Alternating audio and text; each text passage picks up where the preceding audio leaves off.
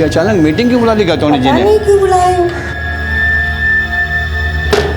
ये गायतोंडे साहब भी ना परेशान करके रखे हुए हैं। चलो इसी बहाने कम से कम प्रीति जी का घंटी बजाने के लिए मिलेगा।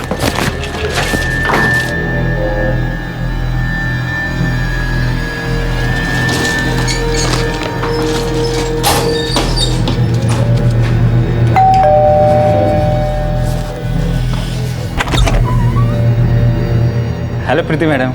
क्या चाहिए? हम तो देने आए हैं गायतोंडे साहब की अर्जी। 12 बजे बुलाएं सबको, नीचे आ जाइएगा।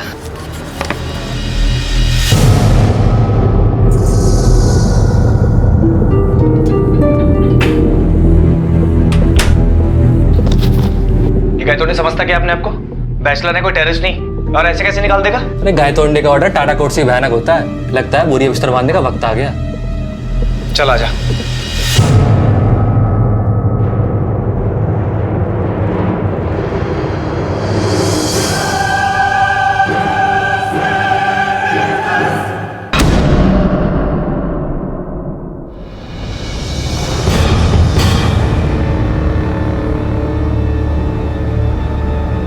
नमस्कार। आजकल हमारी सोसाइटी में जो अभद्रता चल रही है उसे रोकने के लिए सोसाइटी मेंबर्स ने डिसाइड कर लिया है कि आज के बाद किसी भी बैचलर भाड़ोत्री को अलाउ नहीं किया जाएगा। 30 दिन के अंदर अंदर सब बैचलर भाड़ोत्री को रूम खाली करना पड़ेगा। माना कि हम सभी अपने परिवार के साथ वहीं रहना चाहेंगे जहां के आसपास का माहौल सभ्य और शांतिपूर्ण हो, लेकिन किसी के व्यक्तित्व को परखने के लिए क्या आप पहले ये जानेंगे कि वो इंसान बैचलर है या शादीशुदा? शायद नहीं। तो फिर ये कैसे मान लिया जाता है कि बैचलर इंसान शादीशुदा के मुकाबले गैर जिम्मेदार होता है? ये केस एक हाउसिंग सोसाइटी में रहने वाली 2 सिंगल लड़कियों रेनू और प्रीति की एक ऐसी आपबीती से जुड़ा है जिन्हें उस सोसाइटी में रहने वाले बाकी बैचलर्स के साथ 1 महीने में फ्लैट खाली करने का नोटिस मिला था। लेकिन कुछ ऐसा हुआ कि इन आशियाना ढूंढने वालों की उम्मीदों का छप्पर भी गिर गया। सर, रितु पैराडाइज में हमारे 2 फ्लैट हैं। एक में हम खुद रहते हैं और दूसरा हमने इन दोनों लड़कियों रेनू और प्रीति को भाड़े पे दे रखा है। सर, अब सोसाइटी ने एक नया रूल बना दिया है कि किसी भी बैचलर को सोसाइटी में फ्लैट भाड़े पे नहीं दिया जाएगा। और सर, इसलिए 15 दिन पहले हमने इन दोनों लड़कियों को 30 दिन के अंदर फ्लैट खाली करने के लिए बोल दिया। लेकिन अब पिछले 2 दिन से इन दोनों के फ़ोन बंद आ रहे हैं। सर, हमें तो लगता है कि वो फ्लैट खाली करके चली गई हैं और डिपॉजिट का 1 लाख रुपए भी नहीं लिया उन्होंने। लेकिन अगर उन्होंने फ्लैट खाली किया होगा तो उनके किसी पड़ोसी या बिल्डिंग के वॉचमैन ने तो देखा होगा। आपने कंफर्म किया कि उन्होंने फ्लैट खाली किया भी है या नहीं? नहीं सर, किसी ने भी उन्हें फ्लैट खाली करते हुए नहीं देखा है। और सर, हमें फिक्र इस बात की हो रही है कि अगर उन्होंने फ्लैट खाली नहीं किया है तो वो पिछले 2 दिन से कहाँ गायब हैं? उनके फ़ोन क्यों बंद है? आपके पास उनके घर वालों का नंबर भी तो होगा, उनसे पूछा आपने? सर, एग्रीमेंट रेनू के नाम से है और उसका नेटिव एड्रेस नासिक का है, लेकिन उसमें किसी भी फैमिली वाले का नंबर नहीं है। और सर, जिस कॉल सेंटर में ये दोनों लड़कियां काम करती हैं वहाँ प्रीति ने मेरा number as a local guardian दे रखा है। वहाँ से मुझे फ़ोन भी आया था और उन्होंने मुझे बताया कि ये दोनों लड़कियाँ बिना इन्फॉर्म किए 2 दिन से ऑफिस भी नहीं आ रही हैं। आप दोनों लड़कियों का नंबर और बाकी जो भी डिटेल्स हैं आप लिखवा दीजिए, हम देखते हैं। चंदे आइए। शिंदे, अगर लड़कियों ने फ्लैट खाली किया होता तो अपना 1 लाख का डिपॉजिट छोड़ के नहीं जाती। और कोई तो बात होगी जो दोनों के नंबर ऑफ है। दोनों लड़कियों के नंबर की लास्ट लोकेशन निकालो और एक बार इनकी सोसाइटी होके आते हैं, क्योंकि ओनर की बात को एक बार कंफर्म करना भी जरूरी है। सर,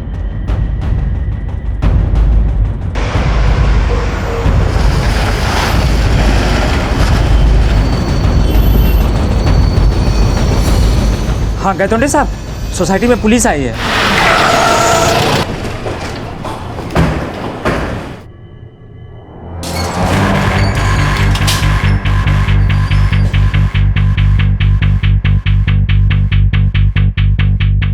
पिछले 2 दिन के अखबार। शिंदे,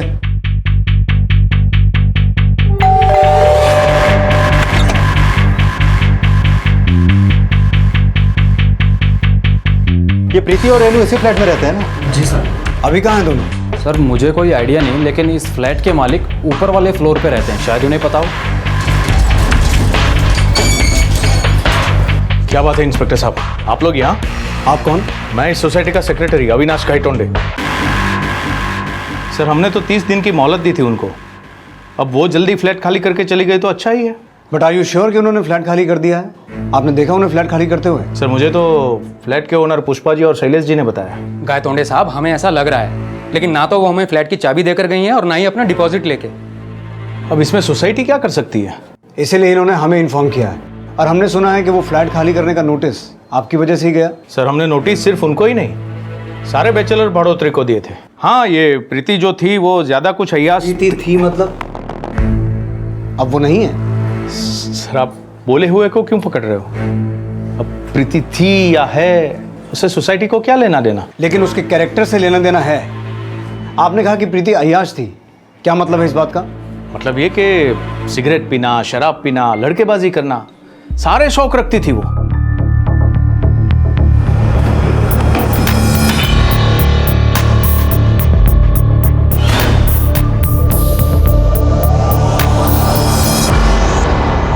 प्रीति आपके लिए अय्याश थी, और रेनू वो कैसी थी? वो तो सीधी सादी थी बेचारी, यूं समझ लीजिए कि गेहूं के साथ गुण भी पिस गया। सर अगर आपको प्रीति के बारे में ज्यादा जानकारी चाहिए तो करण से बात कर लीजिए। करण कौन? एक और अय्याश बैचलर। आपको प्रीति और करण के किस्से ये बबन बताएगा। बबन बता इनको। साहब, वो करण का लफड़ा चालू था प्रीति मैडम से, हमेशा उसके फ्लैट में ही घुसा रहता था। सर वो गायतोंडे जी है ना, वो मुझे और प्रीति को लेके हमेशा कोई ना कोई रूमर फैलाते रहते हैं। लेकिन तुम तो प्रीति के फ्लैट में जाते थे ना? हाँ सर जाता था, लेकिन वो सिर्फ मेरी नॉर्मल एक फ्रेंड थी, कोई अफेयर नहीं था मेरा उसके साथ। और सर वैसे भी प्रीति मैरिड है। क्या प्रीति मैरिड है? जी सर, प्रीति ने बताया था कि वो अपने पति से अलग हो गई थी, इसके अलावा ज़्यादा कुछ नहीं बताया। सर मुझे सिर्फ इतना पता है कि उसके हस्बैंड ने उसे धोखा दिया था। कैसा धोखा? सर ये सब तो नहीं पता, लेकिन कोई ना कोई दर्द ज़रूर था जिसमें हमेशा वो घुटती रहती थी। ऊपर से सर उसे सपोर्ट करने वाला कोई भी नहीं था, यहाँ तक कि वो रेनू भी। अच्छा, वो और रेनू अभी हो कहाँ सकते हैं? उसका मुझे कोई आइडिया नहीं, लेकिन हाँ प्रीति और रेनू की कभी नहीं बनती थी। और सर रेनू से मेरा कोई लेना देना नहीं। प्रीति का चरित्र जितना पेचीदा नजर आ रहा था उतना ही रहस्यपूर्ण उसका अतीत भी था। हालांकि गुमशुदा रेनू भी थी, लेकिन जो गुमशुदा बदनाम होता है उसकी गुमशुदगी को अक्सर किसी अपराध से जोड़कर जरूर देखा जाता है। लेकिन प्रीति और रेनू की गुमशुदगी किस अपराध से जुड़ी थी, यह अभी तक रहस्य बना हुआ था।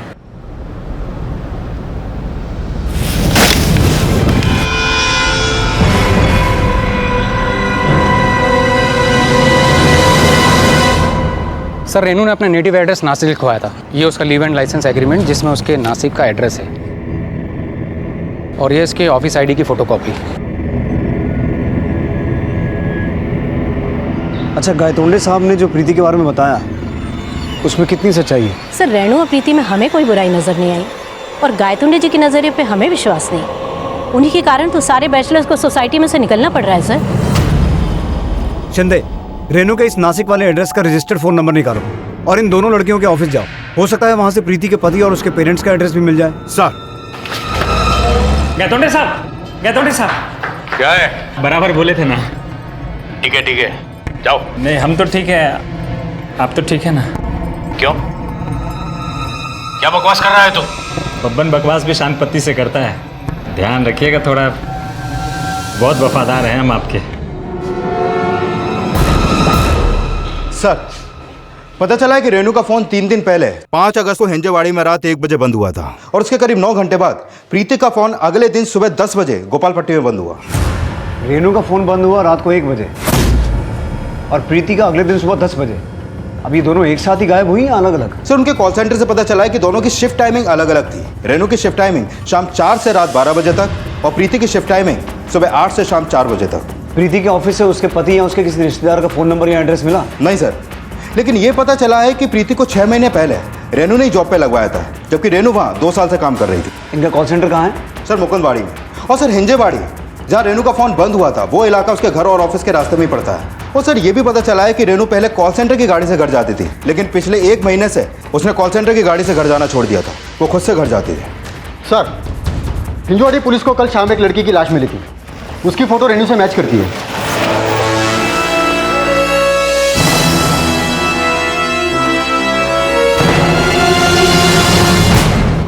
सर हिंजेवाड़ी पुलिस ने बताया है कि क्राइम सीन के आसपास इसका पर्स, मोबाइल या कुछ भी सामान नहीं मिला। इसका मतलब है इसे मारने वाले ने इसका सामान गायब कर दिया ताकि इसकी पहचान ना हो सके। लेकिन सर जिस नाले के पास रेनू की लाश मिली वहां से कुछ ही दूरी पर लोकल पुलिस को एक पत्थर मिला था जिस पर खून के निशान थे। तो हो सकता है शिंदे कि उसी पत्थर से इसे मारा गया हो और फिर इसे मारने के बाद इसकी बॉडी को नाले के पास डंप कर दिया गया हो। हिंजेवाड़ी पुलिस से कहो कि उस पत्थर की फोरेंसिक और इसकी पोस्टमार्टम रिपोर्ट आने के बाद हमसे शेयर करें। Okay sir.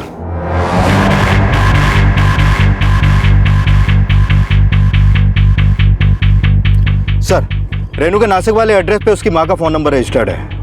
दामले ने उन्हें पुणे आने के लिए बोल दिया है। लेकिन शिंदे, हमें प्रीति के गायब होने वाला चक्कर भी समझना होगा। सर, जिस रात रेनू का फोन बंद हुआ, प्रीति की फोन लोकेशन रेनू की फोन लोकेशन और क्राइम लोकेशन से मैच नहीं करती है। प्रीति का फोन 5 अगस्त की शाम से 6 अगस्त की सुबह 9 बजे तक उनके अपार्टमेंट ऋतु पैराडाइज में एक्टिव था। लेकिन सुबह 10 बजे उसका फोन गोपालपट्टी में बंद क्यों हुआ, जबकि सुबह 8 बजे वो अपने कॉल सेंटर में होती है और उस दिन वो कॉल सेंटर गई भी नहीं। ये इत्तेफाक नहीं है शिंदे।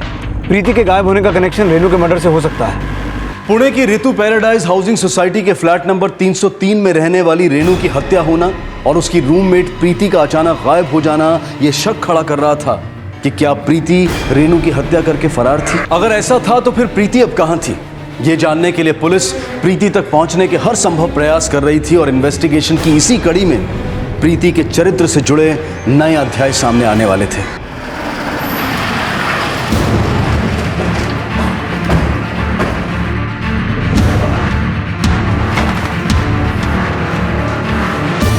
पूरा घर चेक करो, देखो प्रीति के पति है उसके नेटिव एड्रेस के बारे में कुछ पता चले। Sir, Amit sir.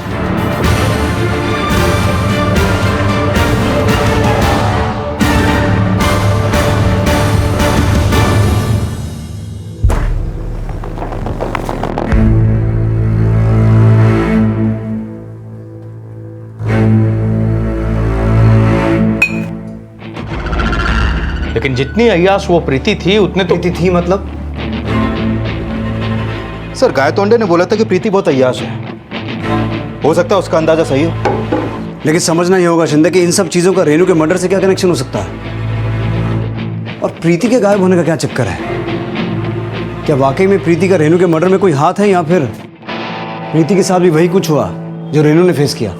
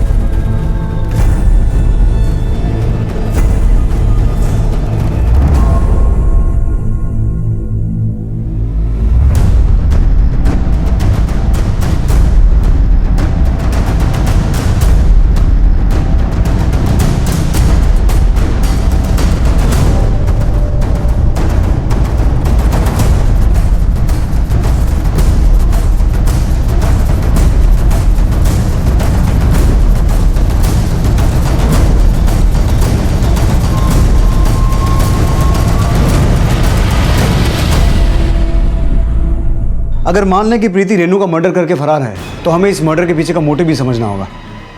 एक काम करते हैं, प्रीति और रेनू के बारे में पूरी सोसाइटी में पूछताछ करते हैं। तुम गोपालपट्टी में जहाँ से प्रीति का फ़ोन बंद हुआ था वहाँ से प्रीति के बारे में पता लगाने की कोशिश करो और प्रीति के कॉल रिकॉर्ड चेक करना, उसमें कोई गोपालपट्टी का नंबर रजिस्टर्ड है क्या। Okay sir. सर ये देखिए, अंदर प्रीति का ऑफिस आईडी मिले और साथ में कुछ फोटोज मिले।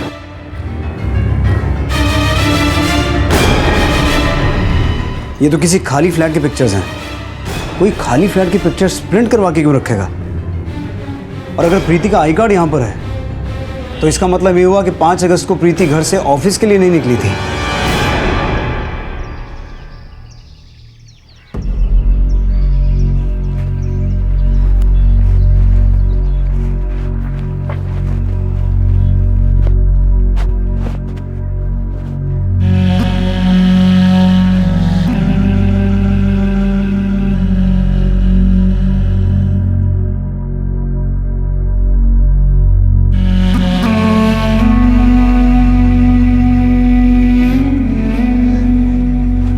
प्रीति एक्यूज थी या विक्टिम, ये फिलहाल रहस्य था।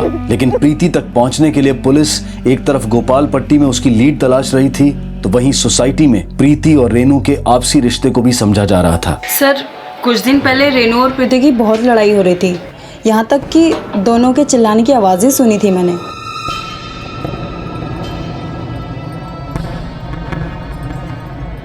सर मैं तो दोनों से ही दूर रहती थी, और खास करके उस प्रीति से। वो मुझे फूटी आग भी नहीं भाती थी। ऐसा क्यों? वो लड़की बहुत अय्याश थी, यहाँ तक कि वो मेरे पति को भी अपने जाल में फांसने की कोशिश कर रही थी। सर दोनों लड़कियां काफी फ्रैंक थी और घर से निकलते वक्त अक्सर हाय हेलो हो जाती थी। लेकिन तुम्हारी बीवी तो कुछ और ही कर रही है। सर पूरी सोसाइटी प्रीति को कैरेक्टरलेस समझती थी, शायद इसीलिए उसे गलतफहमी हो गई थी। तो तुम्हें प्रीति कैरेक्टरलेस नहीं लगती? I am not sure sir, और वैसे भी उसके बारे में हमें ज्यादा नहीं पता, लेकिन करण और उमार अक्सर उसके घर आते जाते थे। करण और उमार? करण से तो हम मिले हैं, उमार कौन है? करण का रूममेट सर। सर मैं तो कभी कभी करण के साथ ही वहाँ चला जाता था, वो लोग भी अकेले रहते थे और हम भी सर, इसीलिए एक दूसरे की कंपनी शेयर कर लेते थे। किस तरह की कंपनी शेयर करते थे? बस सर ऐसे ही गायतोंडे जी हम बैचलर से बहुत चिढ़ते थे सर, यही सब हम मिलकर शेयर करते थे। देख लेना, ये गायतोंडे सोसाइटी में बैचलर्स को रहने नहीं देगा। मैंने सुना सारे फ्लैट ओनर से पर्सनली मिलके कोई नया रूल लाने वाला है। सर फिर थोड़े दिन में रूल सामने आ गए, इसकी वजह से हम लोगों को 12 दिन में ये फ्लैट खाली करना, और अभी तक नया फ्लैट भी नहीं मिला। फ्लैट तो प्रीति और रेनू को भी खाली करना था, उन्होंने कोई दूसरा फ्लैट देख रखा था? सर इसका मुझे कोई आइडिया नहीं है सर, मुझे तो ये खुद समझ में नहीं आ रहा कि रेनू के मर्डर और प्रीति के गायब होने का क्या चक्कर है।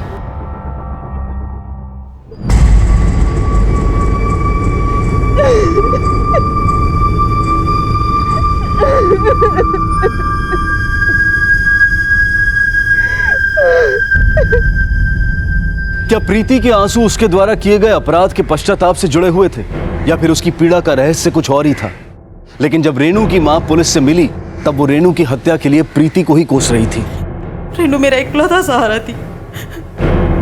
मैंने उसे हमेशा कहा कि प्रीति के चक्कर में मत पड़, लेकिन उसने मेरी एक नहीं सुनी। प्रीति के बारे में क्या जानती हैं आप? बस इतना जानती हूँ कि प्रीति के पति ने उसे छोड़ दिया था। प्रीति के पति को जानती हैं? नहीं, बल्कि मैं तो प्रीति से भी कभी नहीं मिली। 6 महीने पहले रेनू ने फोन करके बताया कि वो और प्रीति दोनों साथ में रह रहे। गायतोंडे साहब, अरे गायतोंडे साहब, गायतोंडे साहब, गायतोंडे साहब, क्या है? आपको पता है हिंजेवाड़ी में रेनू का लाश मिला।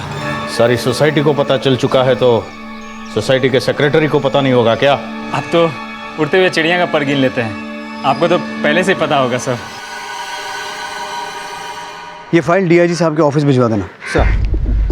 सर प्रीति के कॉल रिकॉर्ड में गोपाल पट्टी से रिलेटेड तो कोई भी नंबर नहीं मिला, लेकिन उसके फ़ोन पर एक शांति मालवनकर नाम की औरत के अक्सर फ़ोन आते थे। प्रीति का सरनेम भी मालवनकर है। हो ना हो ये शांति मालवनकर उसकी कोई रिश्तेदार है। कहाँ रहती है? सर पुणे की है, और बनवाड़ी के एड्रेस पर उसका फ़ोन नंबर रजिस्टर्ड है।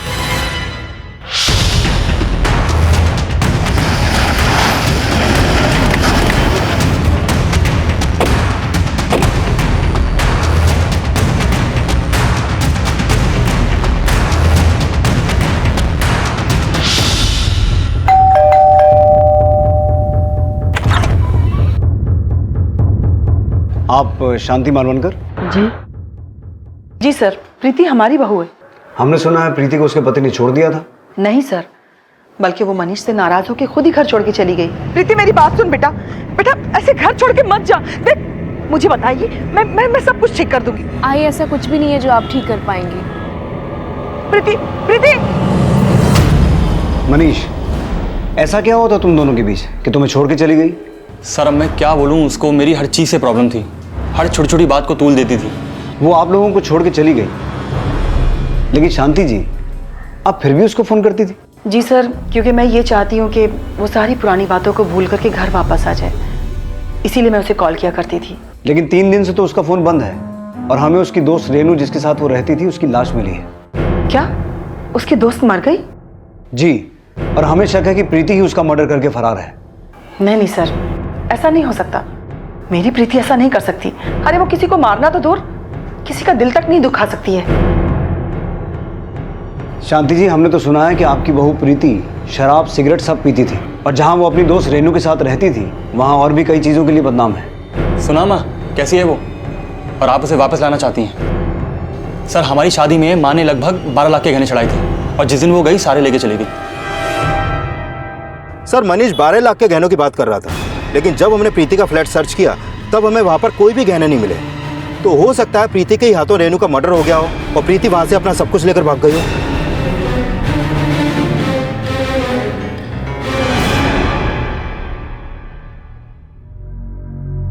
प्रीति का डिवोर्स नहीं हुआ था, लेकिन वो अपने पति से अलग रह रही थी। प्रीति का पति को छोड़ना, ससुराल द्वारा दिए गए गहनों के साथ वहां से चले जाना और जहां वो रह रही थी वहां उसके चरित्र पर उठे सवालों का रेनू की हत्या से क्या कनेक्शन था, यह अब भी साफ नहीं था।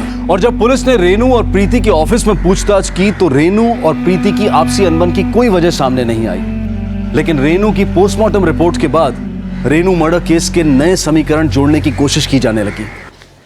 ये रेनू की पोस्टमार्टम रिपोर्ट। इस रिपोर्ट के मुताबिक उसकी मौत सर पे हुए वार की वजह से हुई और उसकी हत्या 4 अगस्त की रात 1 बजे के आसपास ही हुई, जब उसका फोन बंद हुआ। रेनू उस रात 12 बजे कॉल सेंटर से निकली थी। इससे पहले वो कॉल सेंटर की गाड़ी से अपने घर जाती थी, लेकिन फिलहाल वो कॉल सेंटर की गाड़ी का इस्तेमाल नहीं कर रही थी। तो पता करो शिंदे, अगर वो कॉल सेंटर की गाड़ी का इस्तेमाल नहीं कर रही थी तो इतनी रात को अपने घर जाती कैसे थी? क्योंकि ये बात तो तय है कि उसकी हत्या कॉल सेंटर से घर जाते समय ही हुई है। Okay sir. सर, रेनू और प्रीति जिस बिल्डिंग में रहते थे वहाँ का वॉचमैन बबन आया, आपको कुछ बताना चाहता है। बुलाओ। नमस्ते साहब। बोल बबन। हमको लगता है कि रेनू मैडम के मौत से ये गायतोंडे साहब का कुछ ना कुछ तो लेना देना है। मतलब? रेनू मैडम रोज रात को 1 सवा 1 बजे बिल्डिंग में आती थी, लेकिन गायतोंडे साहब रोज रात को तब तक रुकते थे जब तक रेनू मैडम आ नहीं जाती थी। और जिस दिन रेनू मैडम गायब हुई है ना, उस दिन वो घर पे थे ही नहीं। सुबह 4 बजे आए कहीं बाहर से।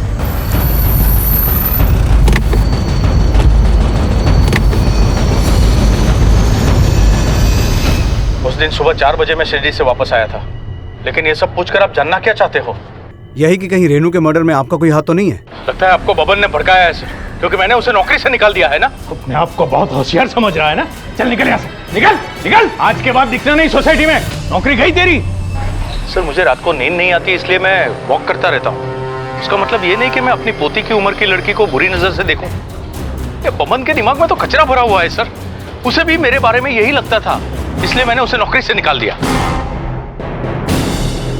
इस गायतोंडे के कॉल रिकॉर्ड्स निकालो और इसकी एलिबाई चेक करो और इस बब्बन पर नजर रखना। Okay sir.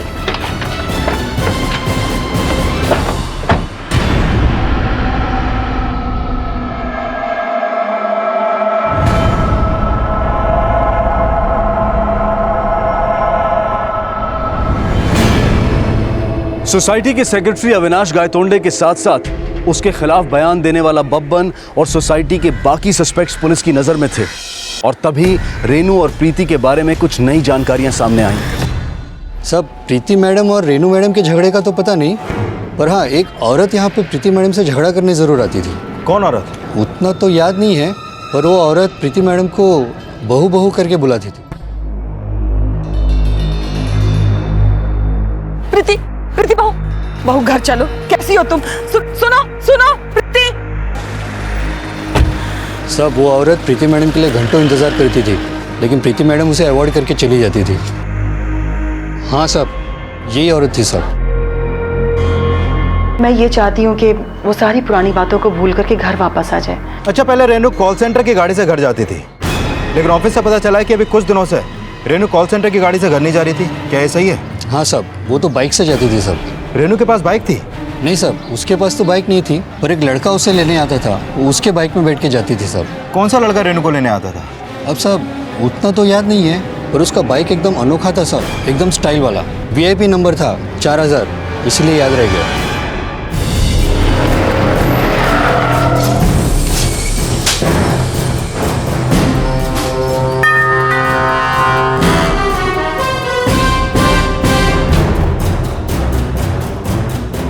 हाँ सर, वो बाइक मेरे ही नाम पे रजिस्टर्ड है, लेकिन ये आपको क्यों जानना है?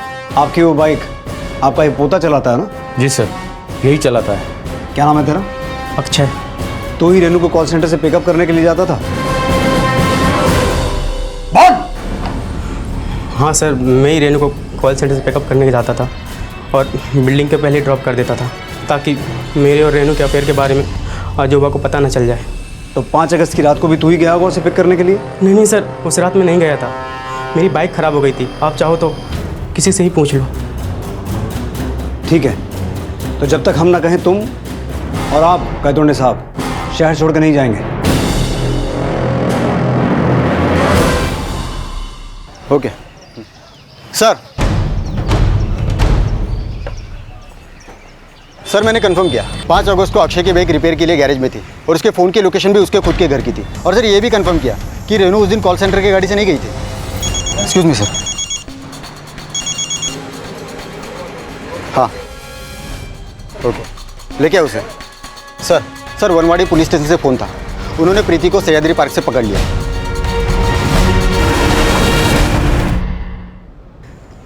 सर मुझे नहीं पता रेनू को किसने मारा, मैंने कुछ नहीं किया। अगर तुमने कुछ नहीं किया तो इतने दिनों से गायब क्यों थी? सर मैं तो खुद से भाग रही थी, मेरा बस चलता तो मैं तो सुसाइड ही कर ली थी, लेकिन मुझ में तो इतनी भी हिम्मत नहीं थी कि मैं खुद को मार सकूं। चलो मान लिया कि तुमने रेणु को नहीं मारा, लेकिन तुम्हारे साथ ऐसा क्या हुआ जो तुम आत्महत्या करना चाहती थी? मैं आपके सामने हाथ जोड़ती हूँ, आप प्लीज मुझसे कुछ मत पूछिए। जवाब तो देना पड़ेगा प्रीति। तुम्हारे पति का कहना है कि तुम अपने ससुराल से 12 लाख के गहने लेके गई। तुम्हारी सोसाइटी का कहना है कि तुम अय्याश हो, और हमें यह शक है कि तुमने अपनी दोस्त रेणु का मर्डर किया है। अब अगर सच कुछ और है तो तुम्हें जवाब तो देना पड़ेगा। सबको लगता है कि मैं बुरी हूँ, लेकिन सर मैं बुरी नहीं हूँ। आप प्लीज मुझ पे रेनू के मर्डर का आरोप मत लगाइए, मैंने कुछ नहीं किया।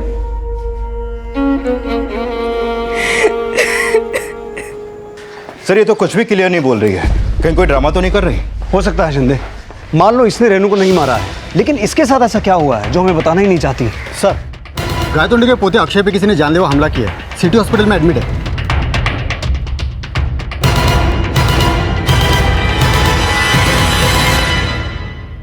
सर उसका बस चलता तो मुझे जान से ही मार देता।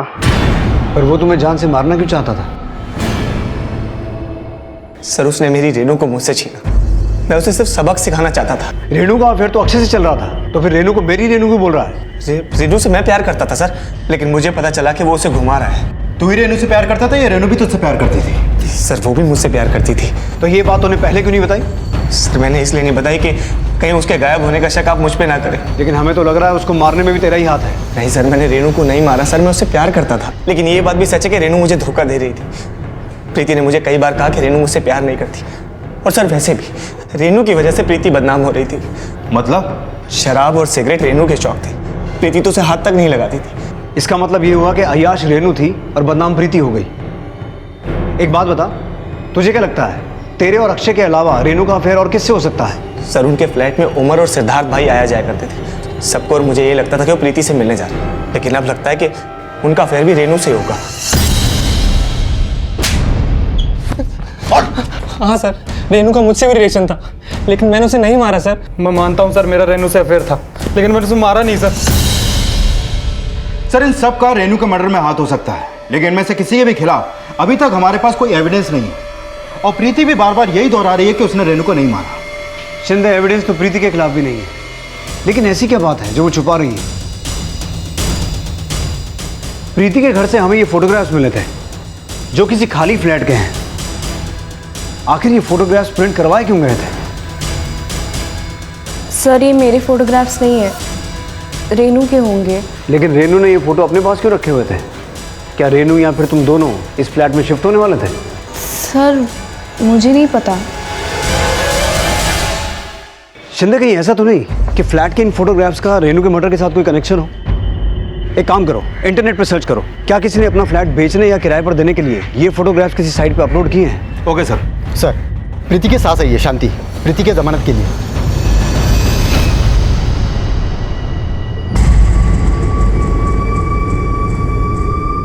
प्रीति बेटा तू ठीक तो है ना? प्रीति इन्होंने तुम्हारी जमानत करवा दी है, तुम जा सकती हो। सर आप चाहे मुझे जिंदगी भर जेल में रख दो, लेकिन मैं इनके साथ नहीं जाऊंगी। ये तो क्या कह रही है बेटा? अगर मेरे मनीष से कोई गलती हुई है ना तो उसकी तरफ से मैं तुमसे 1000 बार माफी मांगने के लिए तैयार हूँ, लेकिन ऐसा मत बोल बेटा। चल मेरे साथ घर चल। मेरे पास कोई गहने नहीं है, मैं कंगाल हूँ। मेरी धन दौलत सब तो ही है बेटा। चल चल बेटा घर चल। इसे हॉस्पिटल लेके जाओ जल्दी।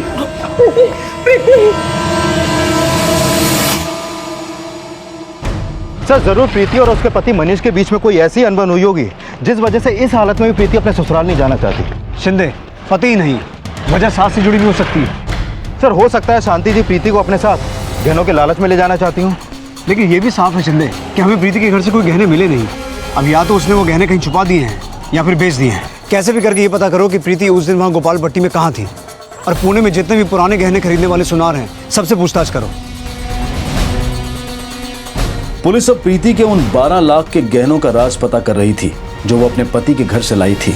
वहीं इन्वेस्टिगेशन के दौरान प्रीति के घर से मिले उस फ्लैट के फोटोग्राफ से जुड़े खुलासे में कुछ नए समीकरण सामने आए।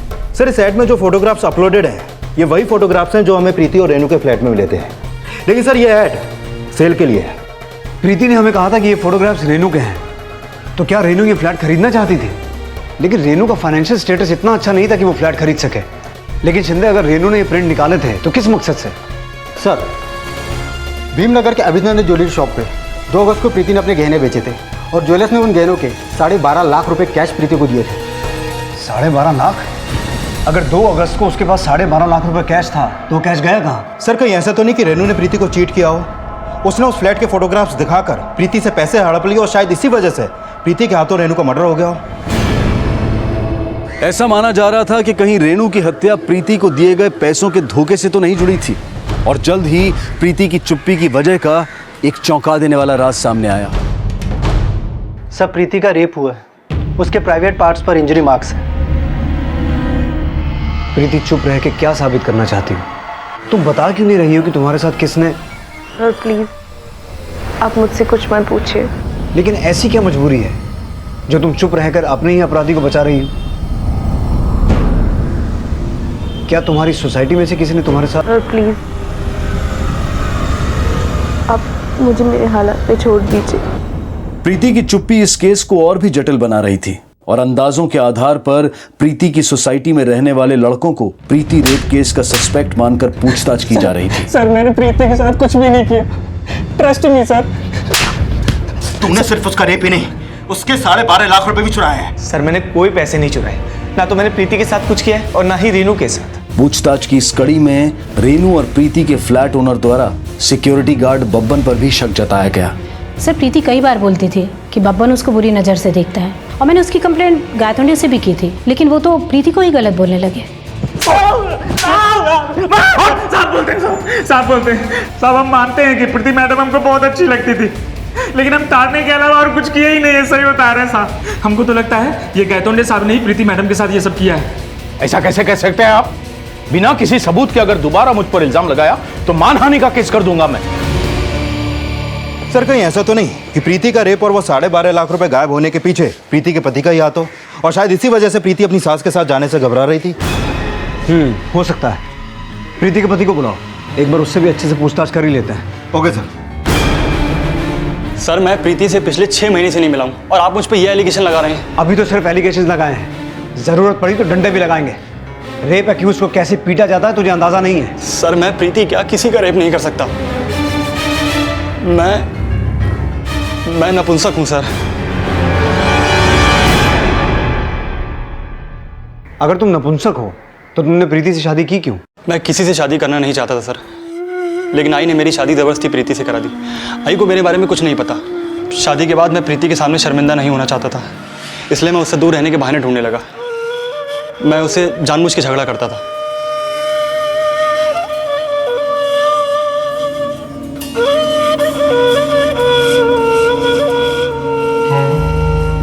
क्या है? मैंने बोला ना मुझे तुम्हारी शक्ल से भी नफरत है। अगर मेरी शक्ल से भी नफरत है तो शादी क्यों की मुझसे? मैंने प्रीति को हमेशा यही जताया कि वो मेरे लायक नहीं है, लेकिन सच तो ये है कि मैं उसके लायक नहीं था। और एक दिन प्रीति को मेरी सच्चाई पता चली तो वो घर छोड़ के चली गई। नहीं सर, ये सब झूठ है, ऐसा हो ही नहीं सकता।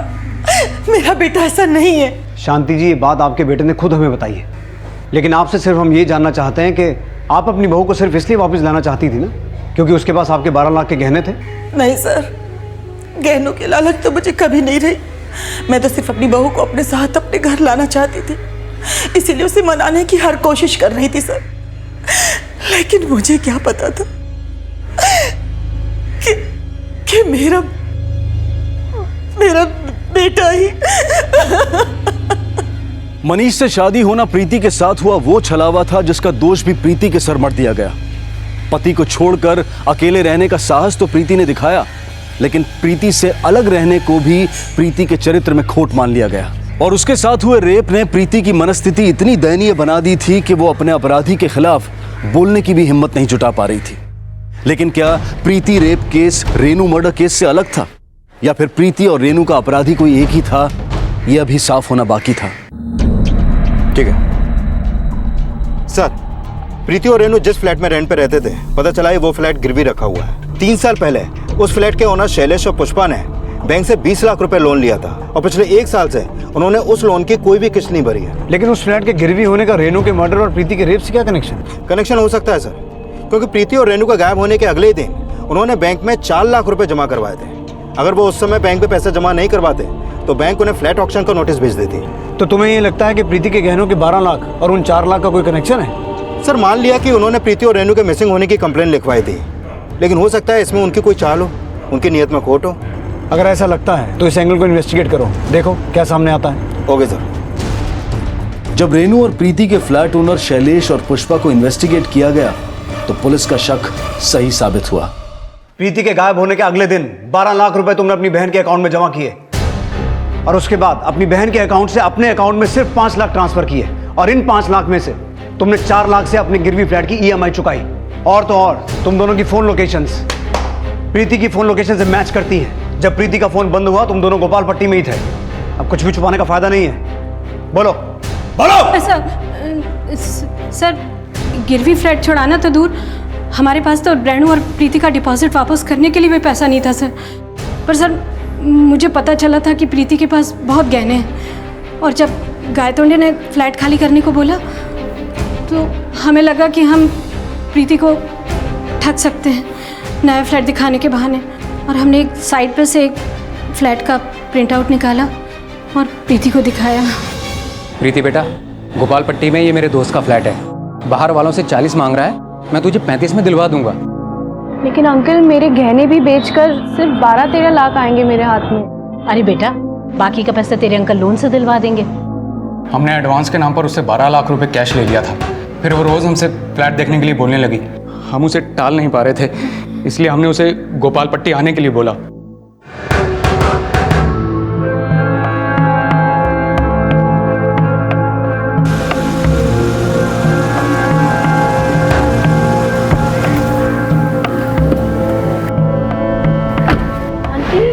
ये कहाँ आए हम?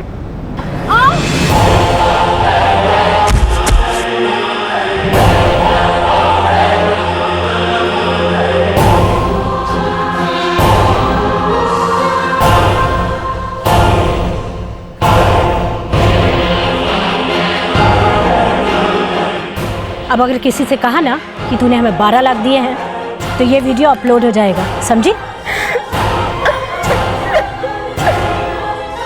बाद में पता चला कि 2 दिन से उनका फ्लैट भी बंद था और उन दोनों लड़कियों के नंबर भी बंद आ रहे थे। हमें लगा कि कहीं प्रीति ने सुसाइड ना कर लिया हो, इसलिए उनकी मिसिंग होने की कंप्लेंट लिखवाई। प्रीति को तो 12 लाख के लिए ब्लैकमेल किया, और रेनू, उसे क्यों मारा? नहीं सर, रेनू को हमने नहीं मारा है सर। शिंदे, जब तक ये सच ना बोले अच्छे से सेवा करो इनकी।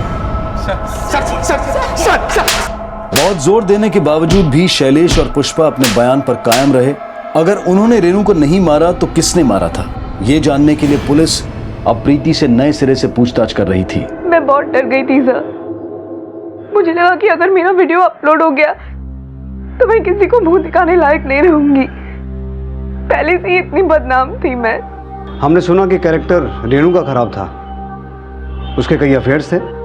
हाँ सर, लेकिन वो जैसे भी थी दिल की बुरी नहीं थी, उसने हमेशा मेरी मदद की। लेकिन उसकी वजह से तुम्हें सोसाइटी में बदनामी भी तो मिली।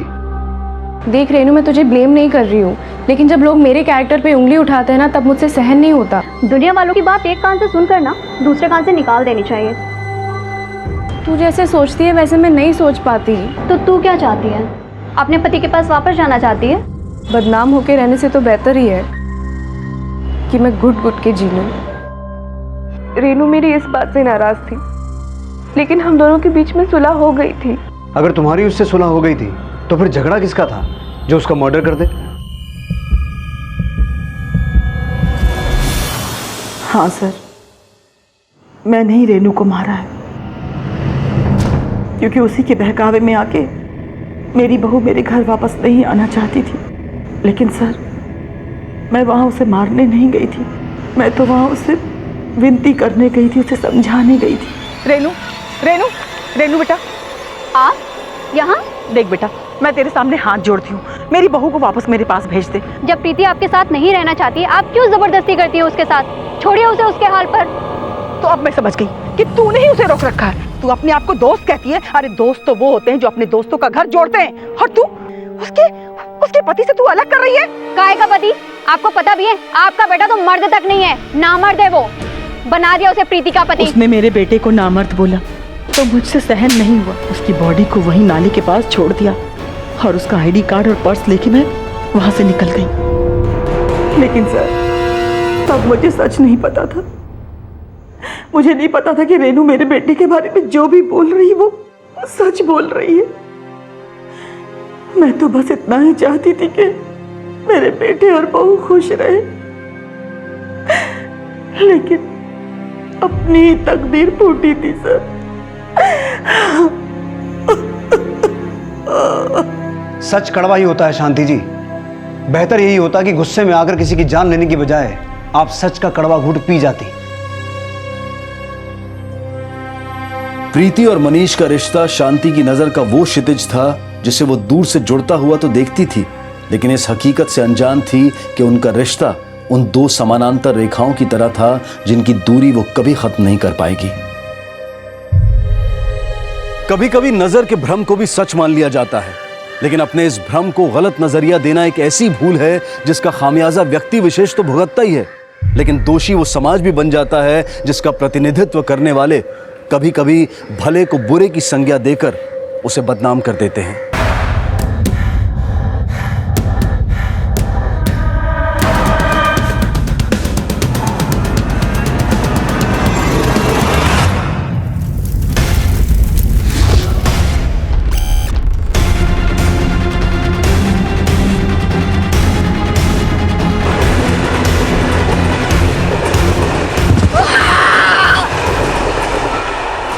नमस्कार, आदाब। क्राइम पेट्रोल डायल 100 में आप सबका स्वागत है। कई बार जो हम देखते हैं, समझते हैं, अंदाजा लगाते हैं, जरूरी नहीं है कि सच वही हो। ऐसा भी हो सकता है कि हकीकत बिल्कुल उससे उलट हो। हर इंसान के अतीत में कुछ ऐसे राज होते हैं जिन पर पर्दा पड़ा होता है, और कई बार उन पर पर्दा पड़ा रहना ही बेहतर भी होता है। लेकिन अतीत पर चाहे कितने भी पर्दे क्यों ना पड़े हों, हमारे अतीत से जुड़ा सच हमेशा हमारे साथ साए की तरह चलता है। आज इस केस में हम एक ऐसी लड़की की कहानी देखेंगे जो अतीत और हकीकत के रास्ते में कुछ इस तरह उलझ गई कि ना चाहते हुए भी उसे जुर्म की नो एंट्री में कदम रखना पड़ा।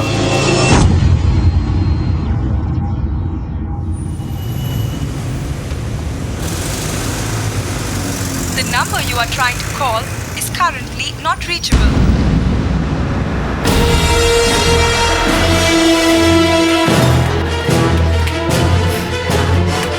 जल्दी अंदर चल। रोशनी ताई, बाहर आपको कुछ लोग ढूंढ रहे हैं।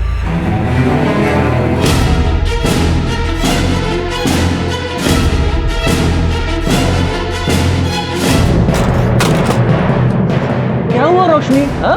देखो कोई पंगा हो तो बोलना अपन को। नहीं कुछ नहीं अंकल, मेरे को ना बहुत जरूरी काम याद आ गया, तो मैं करके आती अभी वापस। आप ना थोड़ा घर का ध्यान रख लेना। जल्दी चल। आती है मैं अंकल, ध्यान रखना। हाँ हाँ। एक तरफ जहां पुलिस को एक औरत की लाश मिलती है, वहीं दूसरी तरफ रोशनी के हालात देखकर मामला काफी अजीब मालूम पड़ रहा था। बड़ा सवाल ये था कि इस खून से रोशनी और इस बच्चे का क्या संबंध है, ये बच्चा किसका था और रोशनी इसे अपने साथ लेकर क्यों घूम रही थी। क्या ये रोशनी के अतीत से जुड़ा कोई ऐसा काला सच था जो उसकी जिंदगी में वापस आकर उसके भविष्य को अंधकारमय बनाने वाला था। बहरहाल पुलिस ने अपनी तहकीकात को आगे बढ़ाया और इस मामले की जड़ का पता लगाना शुरू किया। इसके गले और हाथों पे निशान देख के ऐसा लगता है कि इसने गहने पहने हुए, कहीं ये गहने ही इसकी मौत का कारण तो नहीं बना। सर देख के लगता है कि लूटपाट का मामला ही है। सर ये पास से पर्स मिला है, शायद इसी औरत को। सर इस पर उसको पैसे और मोबाइल वगैरह कुछ नहीं मिल रहा और ना ही कोई ऐसी चीज़ जिससे पता चले कि औरत है कौन। और सर ये जगह इतनी आइसोलेटेड और सुनसान है, यहाँ पे कौन आता है?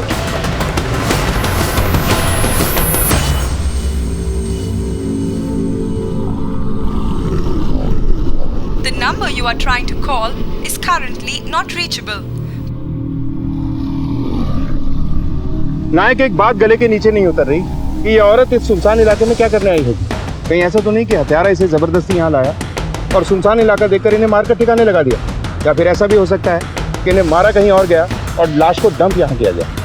विक्टिम की फोटो दिखाकर आसपास के लोगों से पूछताछ करें और हाँ, सभी थानों और खबरियों तक भी इसकी फोटो फैला दो। जितनी जल्दी हमें इसकी पहचान होगी उतनी जल्दी ही हम इस केस को सॉल्व कर पाएंगे। सर बॉडी को पोस्टमार्टम के लिए भेजें। एकदम चुप रहे, बोले ना चुप रहे, काय को रो रहा है? हाँ? हेलो हेलो रोशनी।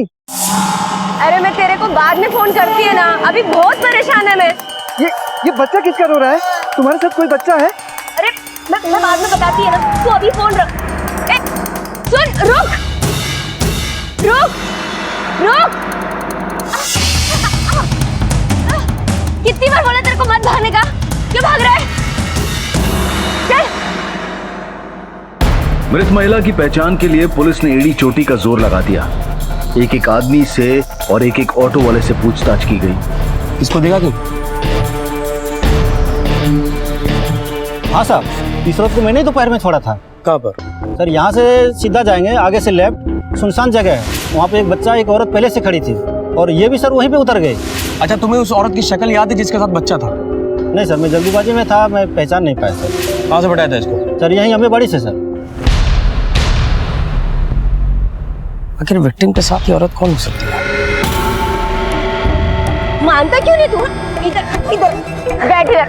हाँ, कितनी बार बोला भागने का नहीं, समझ में नहीं आता तेरे को?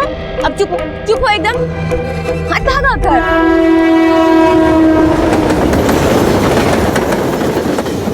देख, अभी भागा तो फोन गिरा है, अब के भागेगा ना तो तू खुद गिरेगा। भागेगा? चल अभी मेरे साथ चल।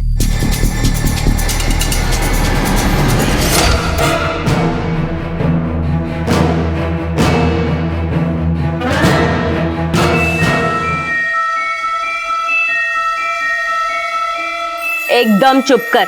आज से मेष तेरी माँ है और तू मेरा बेटा, तो तू मेरे को क्या बोलेगा?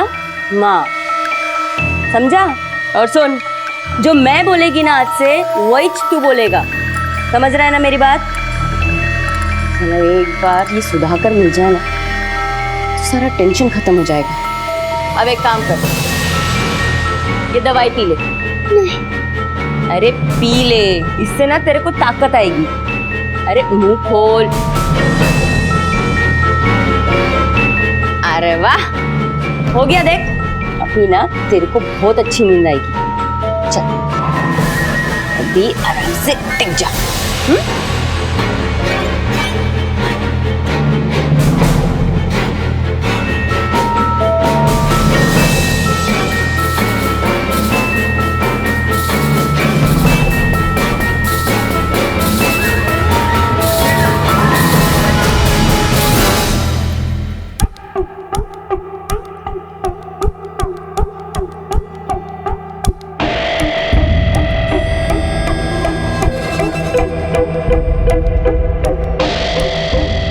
अंकल, ये रोशनी का घर कहाँ है? घर तो यही है, पर वो अभी घर पे नहीं है, किसी काम का वास्ते बाहर चली गई है। पर तुम कौन है?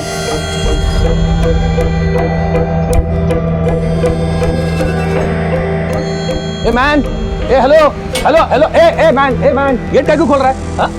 कौन है? कौन तुम? बोला ना घर पे नहीं है, काम का वास्ते बाहर गई है, वो आएंगे ना तब आना। हाँ? चलो निकलो यहाँ से, निकलो। कमाल है।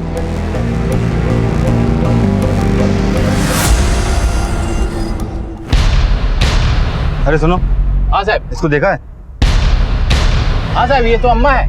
ऊपर जाइए, इसका पूरा इतिहास भूगोल ऊपर मिल जाएगा। सर उस औरत का पता मिल गया है।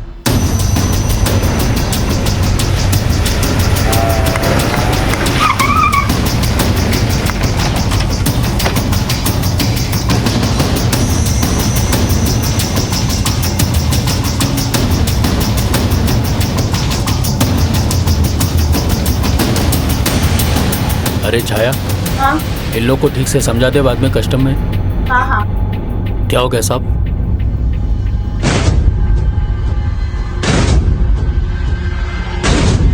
जी हम लोग उन्हें अम्मा बुलाते हैं। पर बात क्या है साहब? तुम्हारी अम्मा का खून हो गया है। क्या खून? अम्मा का खून? कुछ आइडिया है अम्मा कहाँ गई थी और किससे मिलने वाली? नहीं साहब, कुछ बताया नहीं उन्होंने, ना हम लोग उससे कुछ पूछते थे। आखिरी बार अम्मा को एक औरत के साथ देखा गया, जिसके साथ एक बच्चा भी था। तुम लोगों को कुछ जानकारी है कि वो औरत कौन है और वो बच्चा कौन था उसके साथ? नहीं साहब। अम्मा ने तुम्हें कुछ बताया? नहीं साहब, मुझे क्या मालूम, मुझे तो धंधे से ही टाइम नहीं मिलता। मैं तो काफी टाइम हो गया अम्मा के साथ बैठी भी नहीं। अम्मा की किसी से कोई लड़ाई झगड़ा या कोई दुश्मनी? नहीं साहब, अम्मा बहुत अच्छी थी, अम्मा हमारी बहुत फिक्र करती थी। अब कौन देखेगा हमें? देखो, अगर तुम लोगों ने हमसे कुछ भी छुपाया और कहीं बाहर से हमें कुछ पता चला तो याद रखना, ठीक नहीं होगा तुम लोगों के लिए।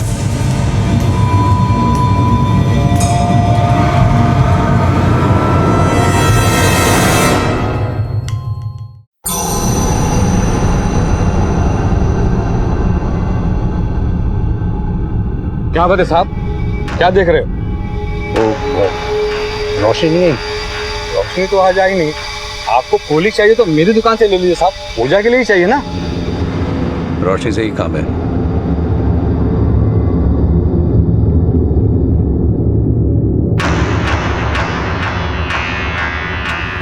पापा दरवाजा खोलो ना। रोशनी, रोशनी, अच्छा रोशनी।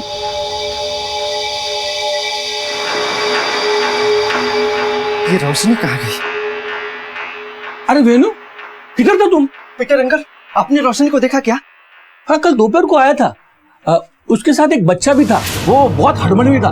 किधर तो चला गया, बोला एक काम है वो निपटा के आती हूँ। उसके बाद में उसको पूछते पूछते कोई तो आया था, लेकिन उसके पहले वो जल्दी जल्दी निकल गया। क्या मालूम किधर गई? अंकल, उसका फोन भी नहीं लग रहा है। हमको तो डर है वो किसी मुसीबत में ना फंस जाए। सर, अम्मा के कॉल रिकॉर्ड्स आ गए। इसे देख के लगता है कि काफी लोगों से बातचीत होती थी। आखिरी कॉल किसी रोशनी को किया था। रोशनी, ये कहीं वही औरत तो नहीं है जिसके साथ अम्मा को आखिरी बार देखा गया था, एक बच्चे के साथ? सुनसान जगह है, वहाँ पे एक बच्चा एक औरत पहले से खड़ी थी और ये भी सर वहीं पे उतर गए। पॉसिबल है सर। मैंने टेलीकॉम कंपनी से इसका एड्रेस लेके जब वेरीफाई किया तो पता चला कि वो फर्जी है, वो वहाँ पे नहीं रहती। एक बात और सर, अम्मा जी के मर्डर के बाद से इस रोशनी का फोन बंद है। नाइक, इस रोशनी का अम्मा के खून से जरूर कुछ लेना देना है, क्योंकि अम्मा और रोशनी के सिम का एक साथ डेड होना सिर्फ एक कोइंसिडेंस नहीं हो सकता। इस रोशनी के भी कॉल डिटेल्स निकलवा, एक एक नंबर से खुद बात करो, कोई तो मिलेगा जो हमें इस रोशनी तक पहुंचा सके।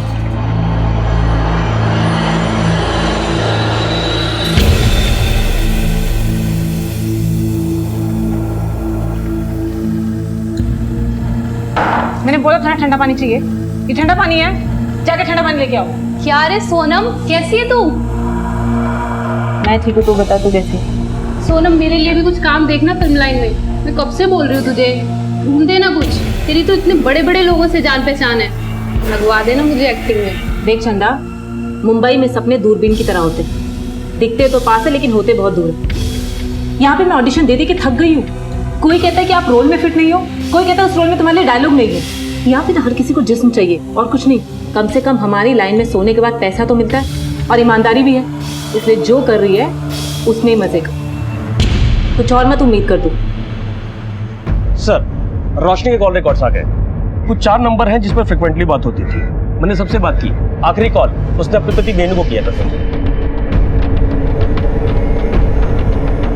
रोशनी की मोबाइल की लास्ट लोकेशन रेलवे ट्रैक पे मिली है। मोबाइल की हालत देख के ऐसा लग रहा है जैसे वहां पे गिर गया था या तो उसे वहां फेंका गया हो।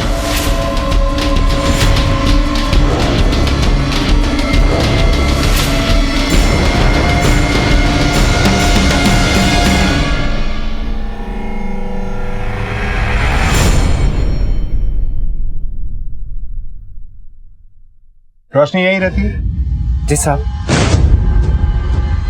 तुम कौन? मैं वेणु, रोशनी का पति। कहाँ है रोशनी? रोशनी स्टेशन के पास फूल बेचती है, कल से ही घर पे नहीं आई है। क्या बात है साहब? नाइक, आसपास पूछताछ करो। सर। तो तुम लोग घर की तलाशी लो। कोई बात हुई क्या साहब? बात तो हमें पूछनी है। ये बच्चा कौन है? साहब ये मेरा और रोशनी का बेटा है। रोशनी ने कुछ किया क्या साहब? और कुछ बता सकते हो रोशनी के बारे में? हाँ सर, परसों जब रोशनी वापस आई तो उसके साथ एक बच्चा था, बहुत ही डरा हुआ था और रो रहा था। ये बच्चा किसका है? हा? क्या हो गया इसको? ये खून कहाँ से आया? अंकल नहीं, वो मैं उधर किचन में भाजी काट रही थी ना, तो मेरा ही हाथ कट गया, मेरे ही खून लग गया उसके शर्ट पर। उसके बाद में बच्चे को लेकर वो कहीं चली गई जल्दी जल्दी, बहुत परेशान लग रही थी। अंबेवाड़ी में एक धंधा करने वाली औरत जिसका नाम अम्मा है, उसकी हत्या हो गई और आखिरी बार रोशनी को ही उसी के साथ देखा गया। जानते हो वो औरत कौन है? रोशनी और धंधे वाले के साथ? नहीं नहीं साहब, रोशनी ऐसा नहीं कर सकती।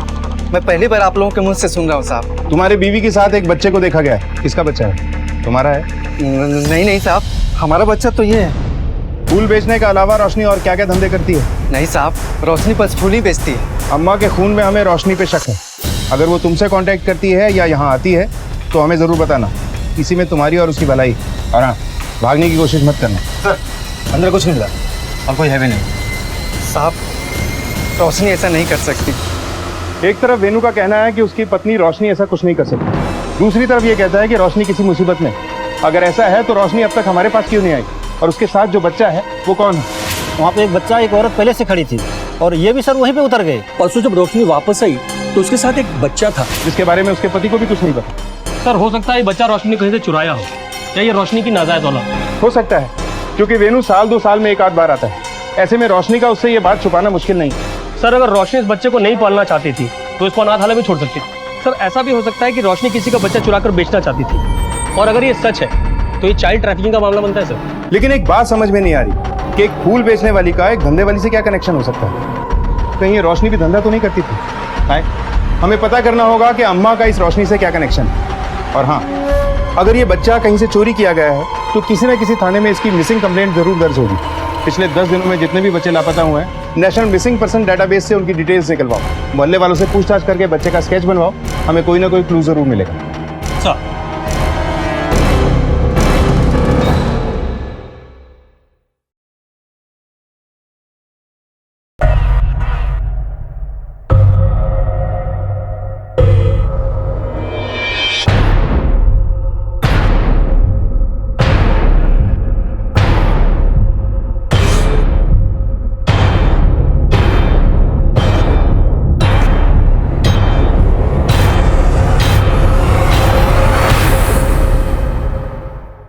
पुलिस की टेंशन बढ़ती चली जा रही थी। बच्चे के साथ कुछ भी होने से पहले रोशनी तक पहुंचना बहुत जरूरी था। पुलिस ने अपने आप को तहकीकात में झोंक दिया और एक ऐसा चौंका देने वाला सच सामने आया जिसने इस केस को देखने का रुख ही बदल दिया। बोल। मैं रोशनी को जानता हूँ साहब। पूरी बात बता। हाँ साहब, वो धंधा करते थे साहब, अम्मा के खास थे साहब। 1 साल हो गया वो यहाँ से चले गए साहब। सच बता रहा है? देवा शुक्र।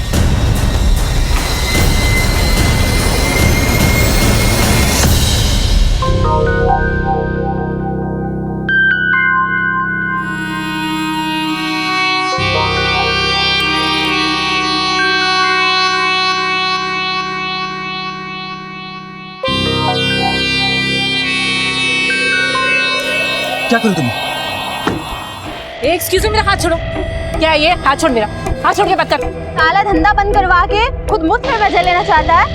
एक बहुत देखे तेरे जैसे जो लड़कियों को सुधारने के चक्कर में उन्हें घर लेके जाके मुफ्त में एंजॉय करता है। चुपचाप यहाँ से चला जा, वरना मुझे दूसरे तरीके भी आते हैं। चला, एक बार मेरी हेल्प क्या कर दी, तू तो मेरे गले ही पड़ गया।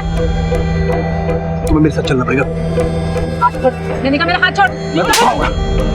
चल चल निकल। सर अम्मा का खास आदमी है मामू। उससे पता चला है कि एक जमाने में रोशनी अम्मा के पास धंधा करती थी। ये बात जानने के बाद सर हमने पुलिस रिकॉर्ड्स को अच्छे से खंगाला। इससे ये पता चला कि 1 साल पहले जो मुंबई के हर होटल और लॉज में रेड पड़ी थी, जिसमें प्रोस्टिट्यूशन का धंधा करने वाली लड़कियां पकड़ी गई थी, उसमें रोशनी का नाम भी शामिल था सर। तो जरूर अम्मा ने इस रोशनी की बेल करा दी होगी। नहीं सर, कोई सुधाकर है जिसने 4 लड़कियों की एक साथ बेल कराई थी, रोशनी, चंदा, निशा और सोनम। और इन चारों लड़कियों का आपस में कोई कनेक्शन? नहीं सर, वेनू और रोशनी के लिस्ट में सोनम का नंबर तो है, लेकिन सुधाकर और बाकी 3 लड़कियों की बातचीत नहीं दिखी। इस केस से रिलेटेड जितने भी कॉल रिकॉर्ड्स हमने निकलवाए, उन सब लोगों से बात करके सुधाकर और सोनम का पता निकालो। और हम उन्हें फ़ोन करने की गलती बिल्कुल नहीं करेंगे। लोकेट होते ही उन्हें उठाकर यहाँ लेकर आएंगे। क्योंकि जरा सी भनक लगते ही रोशनी फिर से भागने की कोशिश करेगी और तब तक इसके पति वेणु उठाकर लाओ इसे। जैसे बता, तू उसका पति है या सिर्फ आशिक, या फिर उसके साथ चाइल्ड ट्रैफिकिंग में इन्वॉल्व है? बोल। साहब मैं सच बोलता है, मैं ही रोशनी का पति है। हम आंध्रा के रहने वाले हैं। रोशनी का असली नाम रेवती है। गांव में बदहाली थी, कमाई का कोई जरिया नहीं था। रेवती को बचपन में ही पैसे के लालच में बेच दिया गया। मुंबई आकर रेवती रोशनी बन गई।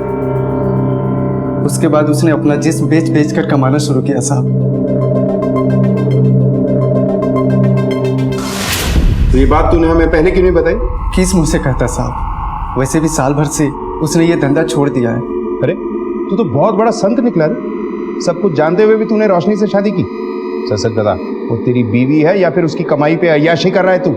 साहब ऐसा मत करो, मैं बचपन से रोशनी को पसंद करता हूँ। गांव के ज्यादातर लोग अनपढ़, गंवार, बेरोजगार हैं। घर वाले अपने ही लड़कियों को शहर में लाके बेच देते हैं। उसके बाद उसका नसीब रोशनी के साथ भी ऐसा ही हुआ साहब। तो तूने उसे जिस्म फरोशी के धंधे से दूर करने की कोशिश नहीं की? किया था साहब, 6-7 साल पहले की बात है, जब रोशनी गांव आई थी अपने माँ बाप पे गुस्सा निकालने। वहाँ आकर वो टूट गई साहब। माँ, भाई, बहन सब भूखमरी से मर चुके थे। बाप बिस्तर पकड़ चुका था। शायद वो रोशनी से माफ़ी मांगने के लिए अपनी आखिरी सांसें बचा के रखी। ऐसे में मैंने सब कुछ भुलाकर रोशनी से शादी करने की बात करी साहब। रोशनी, तू इस दलदल से निकल क्यों नहीं जाती? मुंबई छोड़ दे, यहीं आ जा। हम एक साथ रहेंगे। मैं है ना, मैं सब संभाल लेगा। ऐसी बातें करता है तू रेनू, कैसे बताऊं मैं तुझे कि वहाँ मैं कितनों के साथ क्या क्या कर चुकी हूँ। रोशनी, मैं तो इतना समझता है कि मैं तेरे से प्यार करता है। शादी करेगी मेरे से? शादी के बाद कुछ महीने अच्छे से गुजरे, पर गोपाल के आने के बाद खाने के लाले पड़ गए साहब। दिल पे पत्थर रख के रोशनी को फिर से मुंबई आना पड़ा। पिछले साल एक भले मानस मिले, उन्होंने उसे इस दलदल से निकालकर एक नई राह दिखाई। उसके बाद से रोशनी ने सब कुछ छोड़ दिया साहब। कहानी अच्छी थी, इसमें इमोशन, ड्रामा, लव स्टोरी सब कुछ है, लेकिन इतनी भी अच्छी नहीं है कि हम यकीन कर लें। अगर उसने सब कुछ छोड़ दिया था तो खून करके एक बच्चे को लेकर यहां वहां भागती क्यों फिर रही है?